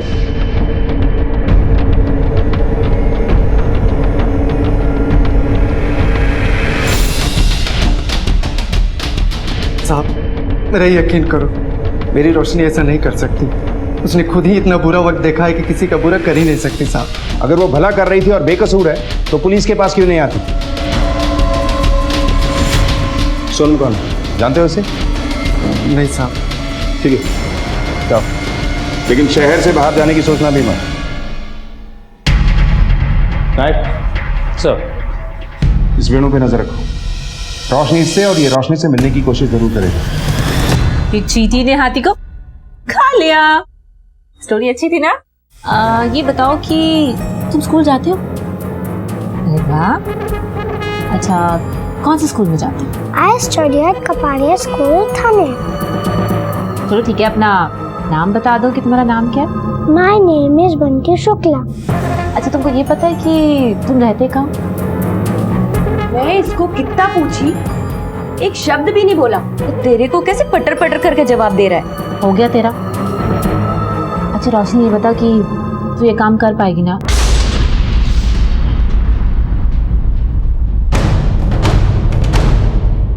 सर, पीटर, नंदू और मंदिर के पुजारी के हिसाब से जो बच्चे का स्केच हमने रेडी करवाया था, उसकी मिसिंग कंप्लेंट हमें एनसीआरबी में नहीं है। नायक, इस बच्चे को ढूंढने के लिए हमें ग्राउंड लेवल पे मुस्तैदी दिखानी है।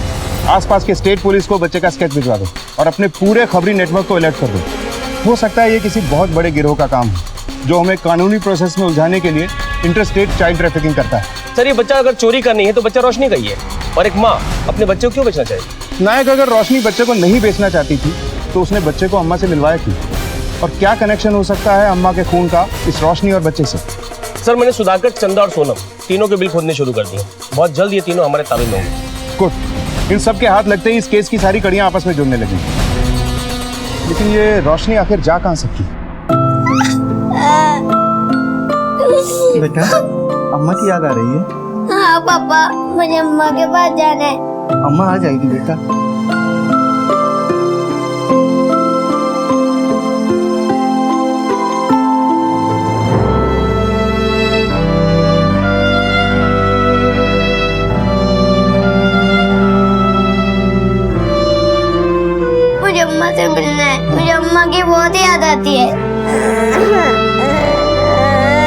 तेरी अम्मा आ जाएगी।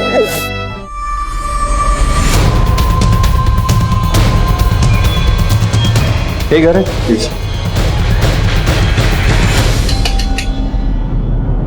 शिंदे, दरवाजा तोड़ो।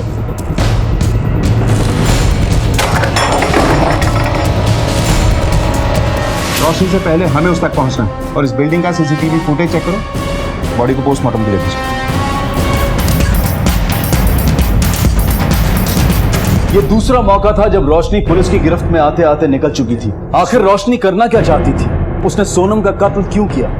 क्या वो अकेले ही इन सारी वारदातों को अंजाम दे रही थी या फिर उसका पति वेणु भी इस खून में शामिल था? रोशनी के साथ वो बच्चा कौन था जो इतने दिनों से अपने घर से दूर था और उसके घर वाले उसके लिए परेशान नहीं थे? किसी भी पुलिस स्टेशन से उस बच्चे की कोई मिसिंग कंप्लेंट भी नहीं मिली थी। रोशनी सुधाकर से क्यों मिलना चाहती थी? रोशनी का अगला शिकार वो सुधाकर तो नहीं? क्या सुधाकर इस बच्चे से जुड़ा कोई राज जानता था? सर मुझे लगता है इस बच्चे का इस मर्डर से कोई ना कोई कनेक्शन तो जरूर है। पुलिस ने अब अपना रुख रोशनी से जुड़े दूसरे अहम नाम सुधाकर की तरफ किया। सुधाकर का फ्लैट कौन सा है? सुधाकर तो अब यहाँ नहीं रहता साहब। 1 साल पहले वो फ्लैट बेचकर अपना चला गया।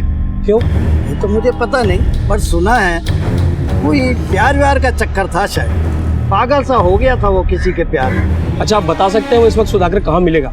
ये तो मैं नहीं बता सकता, लेकिन हाँ, मेरे सोसाइटी के कुछ लोगों ने उसे यहीं कहीं आसपास घूमते फिरते देखा।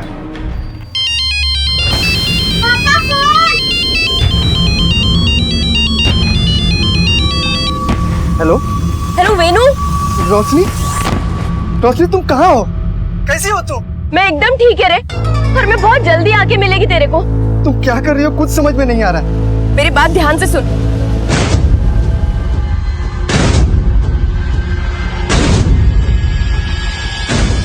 हेलो रोशनी, हेलो सर। सोनम का सोसाइटी का सीसीटीवी फुटेज आया सर। सीसीटीवी फुटेज में ये एक बंदा मिला है जिसे सोसाइटी में कोई नहीं जानता। रोशनी के घर से बाहर जाने के बाद लगभग 1 घंटे बाद ये बंदा सोसाइटी में घुसा। सुधाकर की बिल्डिंग के सेक्रेटरी को ये फोटो दिखाकर पूछताछ करो। सर।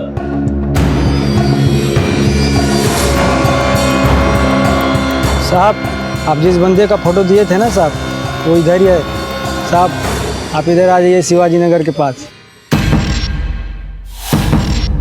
तो ये लाइन छोड़ती क्यों नहीं? तुझे कितनी बार समझा इस लाइन में कुछ नहीं रखा, छोड़ती क्यों नहीं तू लाइन ये? सुधाकर जा अपना काम कर, देख धंधे के टाइम पे टाइम खोटी मत कर। तू मेरी बात क्यों नहीं मान रही? तू रुक जा, तू रुक अभी। पकड़ इसको, पकड़।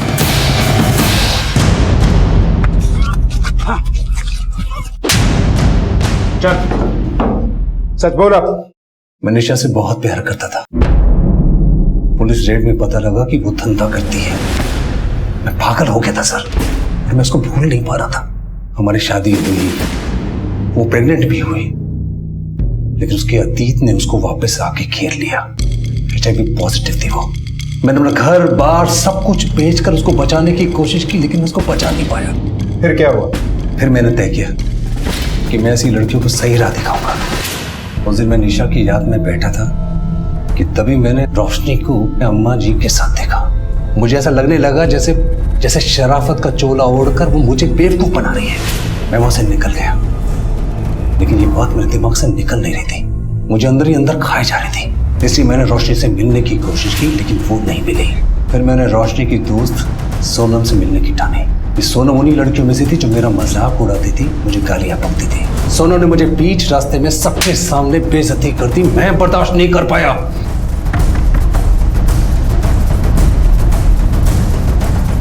तू यहाँ तक आ गया?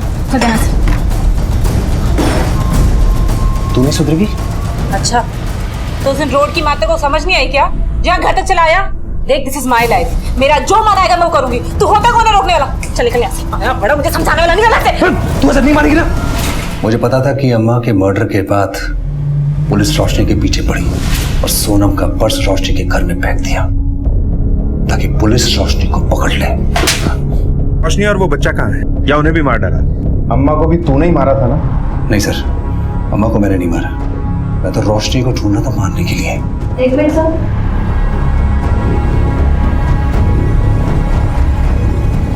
नायक, बच के जाना नहीं चाहिए। उठा के लाओ उसे। सर।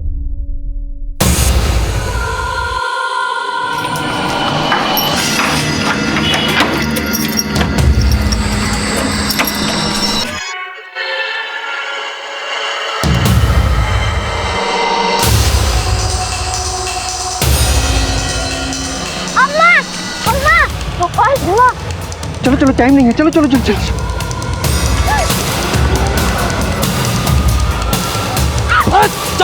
चल यार, पकड़ उसे। रोशनी के हाथ आने के बाद जो खुलासे हुए वो इंतहाई हैरत अंगेज और दिल दहला देने वाले थे।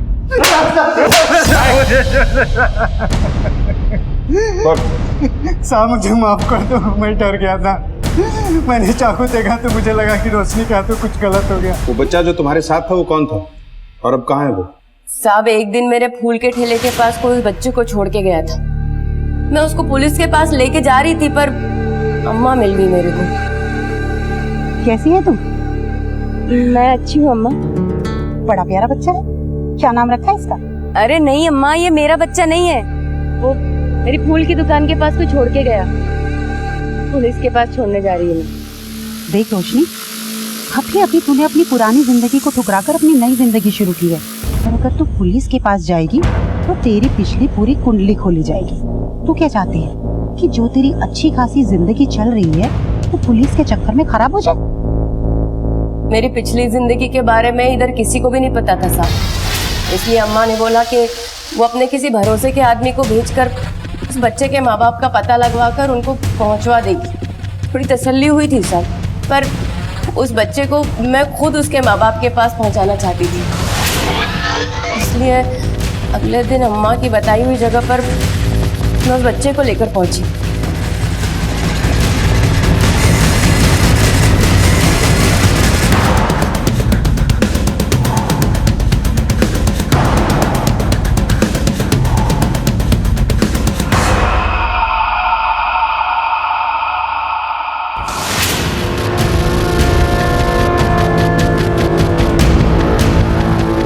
अम्मा, ये 50,000 बहुत ज्यादा है। अरे ये तो लड़का है। कोई ज्यादा नहीं है, पकड़ चल। अम्मा पागल हो गई है तू? बच्चा बेचेगी तू? नहीं देगी मैं बच्चा। दे मुझे बच्चा। छोड़ बच्चा, छोड़, नहीं तो मार डालेगी मैं। अरे पागल हो गया क्या? सबको मार देगा। ये कचरा कौन साफ करेगा अभी? ए पांडो, ऐसा बोल, चिल्लाने का नहीं था।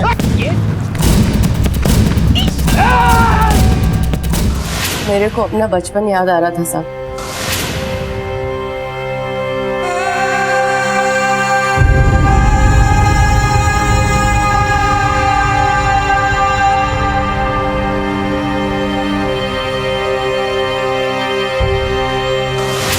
वो बोलते हैं ना साहब, जैसा हम करते हैं वैसा हमारे बच्चों को भुगतना पड़ता है। तो मैं इस बच्चे के साथ कैसे बुरा करती थी साहब? इसके साथ बुरा करती तो मेरे बेटे को भुगतना पड़ता ना। कहाँ है वो बच्चा? सब बच्चे को तो मैं सुधाकर के हाथों सौंपना चाहती थी। इस सुधाकर ने मेरी मदद की थी मेरे को फूलों का ठेला लगाने में। तो सुधाकर मेरे को मिला ही नहीं साहब। अच्छा हुआ जो तुम्हें सुधाकर नहीं मिला, क्योंकि सुधाकर ने ही सोनम का खून किया तो तुम्हें भी मारना चाहता था। सुधाकर ने सोनम को मार डाला? हाँ, बच्चा कहाँ?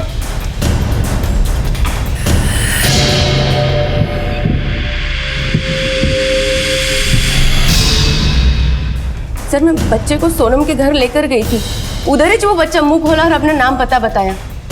फिर उस बच्चे को सीधे मैं उसके बाप के हवाले करके आई साहब। मैं उस बच्चे को नहीं मारी है साहब, मैं तो उस बच्चे को बचाना चाहती थी। बचाना चाहती थी या बेचना चाहती थी? अगर बचाना था तो पुलिस स्टेशन क्यों नहीं आई? पुलिस से भरोसा उठे जमाना हो गया साहब। 14 साल की थी मैं जब मेरे मामा ने मुझे अम्मा के पास भेजा। अरे डरने की क्या जरूरत है? मैं हूँ अम्मा, इन सब की अम्मा, और आज से तुम्हारी भी अम्मा। आज से तुम्हें हमारे ही पास रहना है, ठीक है मुन्ना?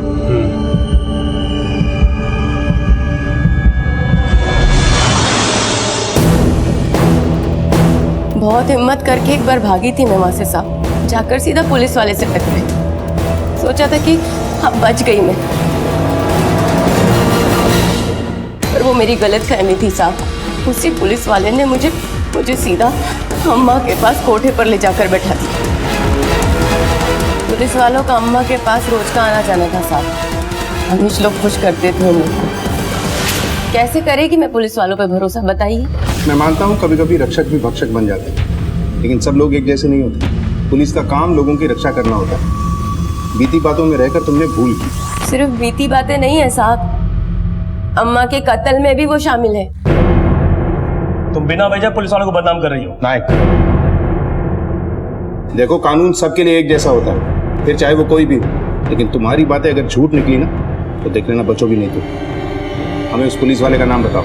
संजय कदम नाम है साहब उसका, हेड कांस्टेबल है और अम्मा का वर्दी वाला पार्टनर। अगर इसकी बातों में सच्चाई है और हम इसके खिलाफ कोई एक्शन लेते हैं तो इसका भरोसा कानून की वर्दी पर से हमेशा के लिए उठ जाएगा। कानून में लिखा है, भले ही 100 गुनहगार छूट जाए लेकिन एक बेगुनाह को सजा नहीं होनी चाहिए। और हमें सिर्फ इसके ऊपर शक है, हमारे पास इसके खिलाफ कोई सबूत नहीं है।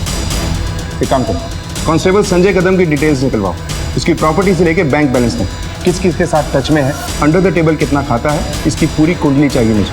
डिपार्टमेंट को इसके बारे में जरा सी भी भनक नहीं लगनी चाहिए और इस फकीरा को भी खोद के निकालना।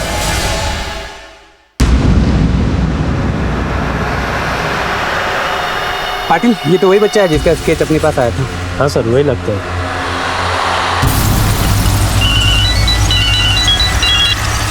हेलो, आपने जिस बच्चे का स्केच भेजा था उसकी लाश मिली है मुझे। सर ठाणे पुलिस का फोन था। घोड़बंदर रोड पे एक बच्चे की लाश मिली जिसकी शक्ल हमारे दिए हुए स्केच से मैच करती है।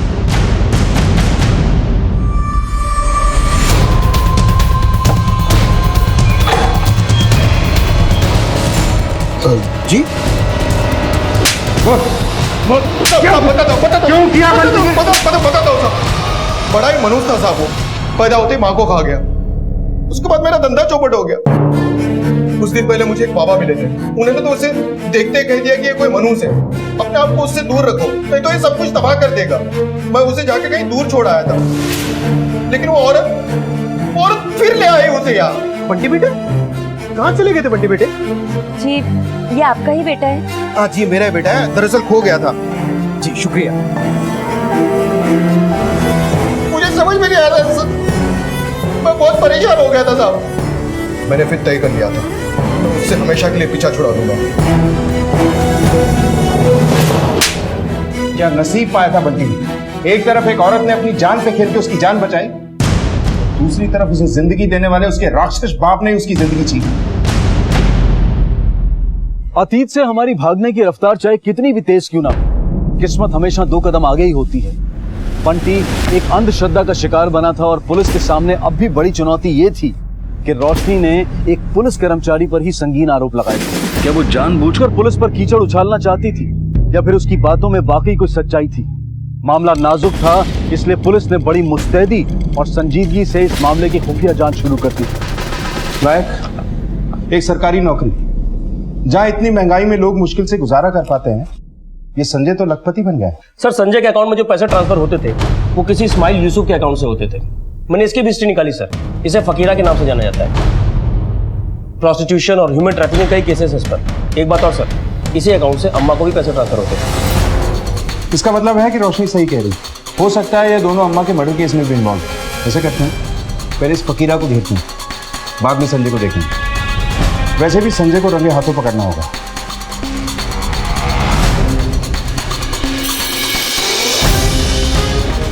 था ना कि कुछ दिन के लिए शुतुरमुर्ग की तरह गर्दन जमीन में गाड़ दे। पता क्यों बुलाया था? एक बड़ी डील सामने आई, 4 लड़कियां, 2 लड़के चाहिए। खबर भरोसे के आदमी चाहिए ना? पार्टी नहीं है लेकिन भरोसे का बन जाएगा। बे पुलिस की चाल है ये। अरे कोई चाल वाल नहीं। पुलिस!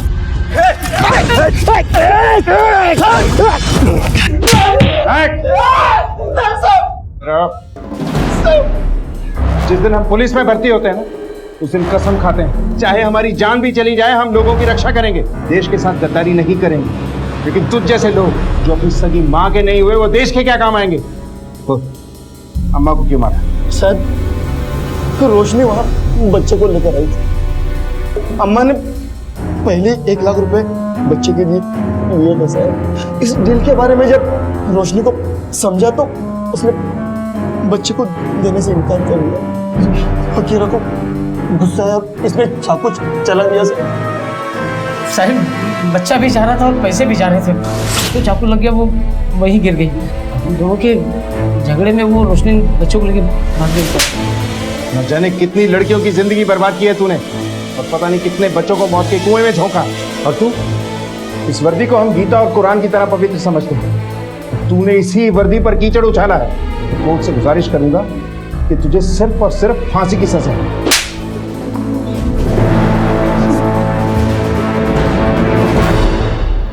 कहते हैं कि लालच का दलदल वो दलदल है जिसकी तरफ बढ़ा हमारा पहला ही कदम हमें उसके अंदर खींचना शुरू कर देता है। रोशनी ने बंटी को बचाकर उसे उसके घर तक पहुंचाया, लेकिन मौत ने उसका पीछा वहां भी नहीं छोड़ा।